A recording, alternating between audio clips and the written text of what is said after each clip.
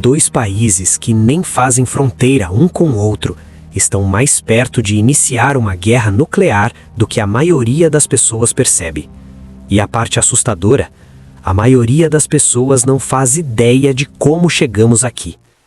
Esse não é mais um vídeo de geopolítica. Essa é a história de como duas nações se tornaram o pior pesadelo uma da outra e como esse conflito pode afetar cada pessoa nesse planeta, incluindo você. Para entender o que está acontecendo agora, a gente precisa voltar, bem lá atrás, porque nada do que está acontecendo hoje faz sentido sem a história por trás. Deixa eu te fazer uma pergunta. Como dois países que nem fazem fronteira um com o outro se tornam tão perigosos um para o outro a ponto de o mundo inteiro prender a respiração toda vez que um deles faz uma jogada? Essa é a pergunta no centro de uma das situações mais tensas do planeta agora. A gente está falando de Israel e Irã. E a resposta não é simples. Ela passa por religião, história, poder, traição e uma corrida pelas armas mais perigosas já criadas pelos seres humanos. Então vamos quebrar isso em partes, peça por peça. Tudo começa em 1948. Foi quando o Estado de Israel foi oficialmente criado. Para judeus ao redor do mundo, especialmente sobreviventes do Holocausto, esse foi um momento de esperança, uma pátria, um lugar para finalmente estar seguro. Mas para milhões de palestinos que já viviam naquela terra, foi outra coisa completamente diferente. Eles chamaram de Nakba, que significa a catástrofe. Centenas de milhares de pessoas foram expulsas de suas casas, suas aldeias, suas terras, vidas completamente destruídas da noite para o dia. E essa ferida nunca cicatrizou. Essa dor se tornou a base de um conflito que ainda está em chamas hoje. Agora, Israel não só sobrevive depois de ser criado, ele cresce, constrói, se fortalece.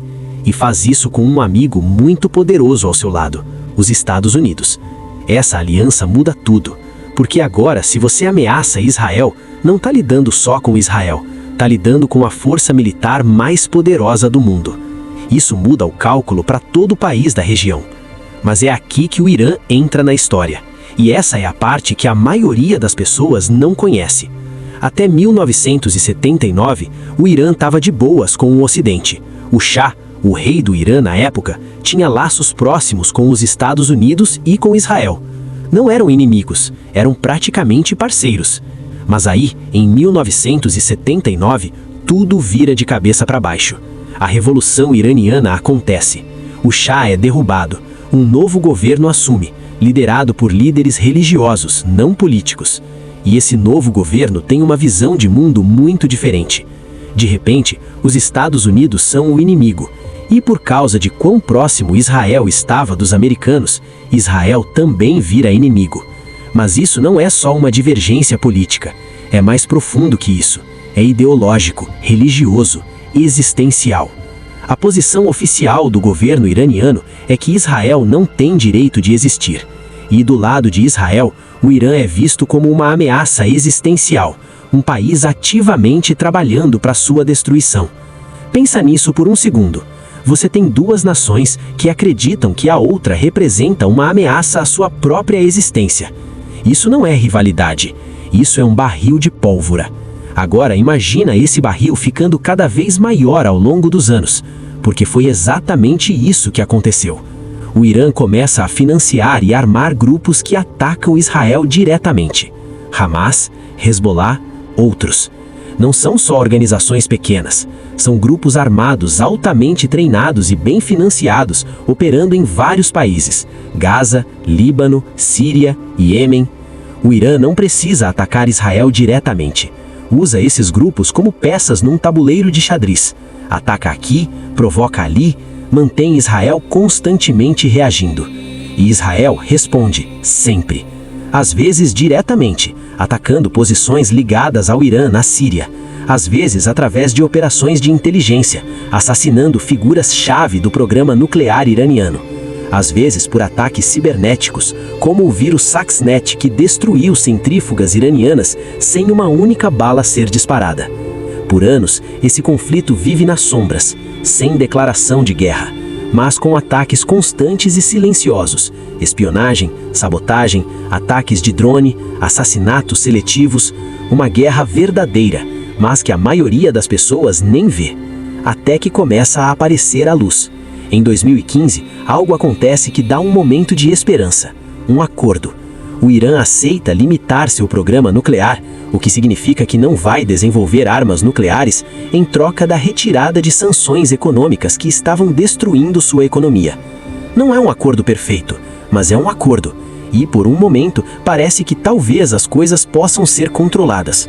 Mas aí, em 2018, os Estados Unidos saem do acordo. As sanções voltam, ainda mais pesadas do que antes. E a resposta do Irã é exatamente o que as pessoas temiam. Se não tem acordo, então não tem motivo para se conter. O Irã começa a avançar seu programa nuclear de novo, e não devagar. Isso faz os alarmes tocarem em Israel, porque existe uma linha que não pode ser cruzada. Uma coisa que mudaria permanentemente o equilíbrio do poder no Oriente Médio. O Irã conseguir uma arma nuclear. Se isso acontecer, toda a dinâmica muda. O Irã não seria apenas uma potência regional usando grupos proxy para causar problemas. Seria um estado com armas nucleares que abertamente pede a destruição de Israel. Isso é um nível de ameaça completamente diferente. E Israel não está disposto a esperar para ver. Então a pergunta para de ser se algo vai acontecer e passa a ser quando. E aí chegamos ao que está acontecendo agora. A guerra nas sombras para de ser uma guerra nas sombras. Israel começa a fazer ataques diretos em posições militares iranianas, não só na Síria, não só através de proxies. O Irã responde, lançando centenas de drones e mísseis diretamente em direção ao território israelense. Os Estados Unidos entram no jogo. Navios e caças americanos ajudam a interceptar o ataque.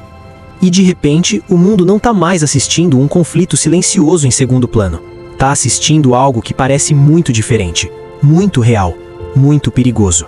Mas aqui está a parte que a maioria das coberturas jornalísticas pula. Isso não é só sobre defesa. Existem cálculos políticos acontecendo nos dois lados. Líderes que podem estar usando o conflito externo para consolidar poder internamente. Governos que precisam de um inimigo para manter a população unida. E isso torna tudo mais perigoso, porque guerras movidas por política interna não seguem a mesma lógica de guerras movidas por preocupações reais de segurança. São mais difíceis de parar, mais difíceis de negociar e muito mais propensas a sair do controle. Pensa dos dois lados. A liderança de Israel genuinamente acredita que um Irã nuclear é uma ameaça existencial. Cada ação que tomam, não importa quão agressiva pareça de fora, é justificada em torno de uma ideia: não podemos deixar isso acontecer.